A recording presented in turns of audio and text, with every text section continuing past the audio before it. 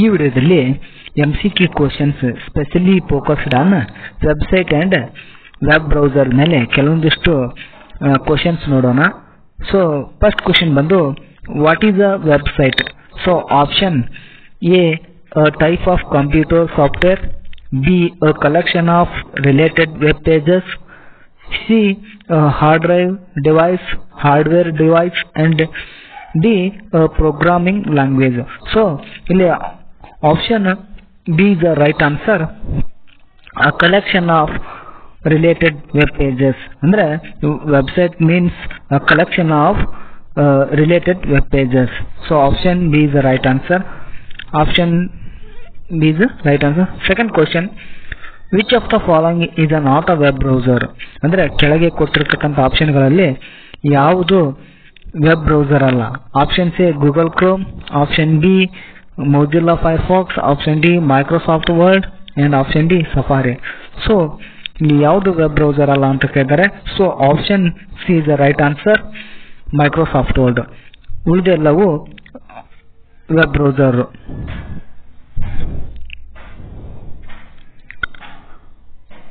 Question 3, what is the main function of a web browser? ಅಂದ್ರೆ main function web browser main ಕಾರ್ಯವೇನು ಅಂತ ಕೇಳಿದ್ರೆ to store data files, to access and display web pages, to manage email accounts, to edit videos.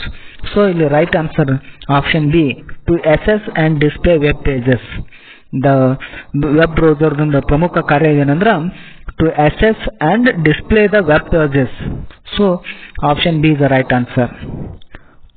Question number 4, which web browser is developed by Apple? So ಇಲ್ಲಿ Apple develop ಮಾಡಿರ್ತಕ್ಕಂಥ web browser ಯಾವ್ದಂತ ಕೇಳಿದರೆ so Google Chrome, Mozilla Firefox, Safari and ಓಪೆರಾ.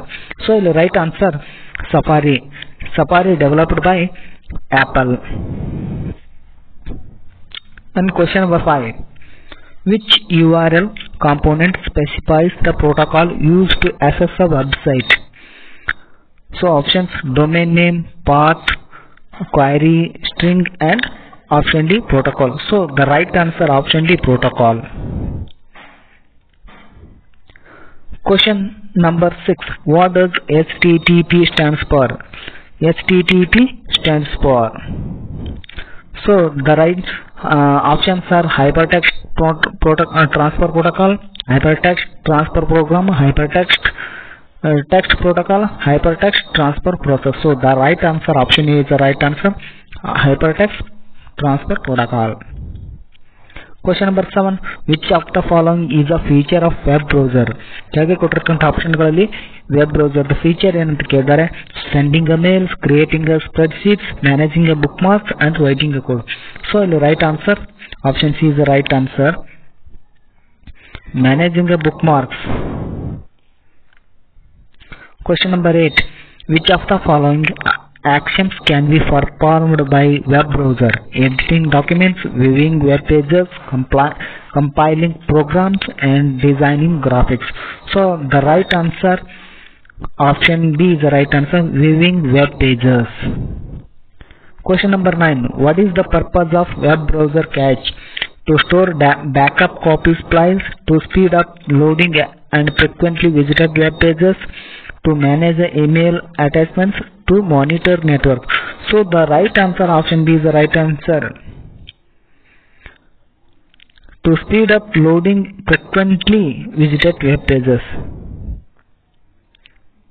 Last question, question number 10, what does web browser typically include? Options are only the domain name, the protocol domain name and path. Option C only the protocol, option D only the path.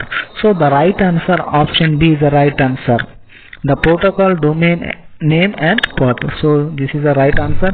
So ಇಲ್ಲಿವರೆಗೂ 10 questions ಗಳು ನೋಡಿದ್ರೆ. If you like this video please subscribe my channel. Thank you.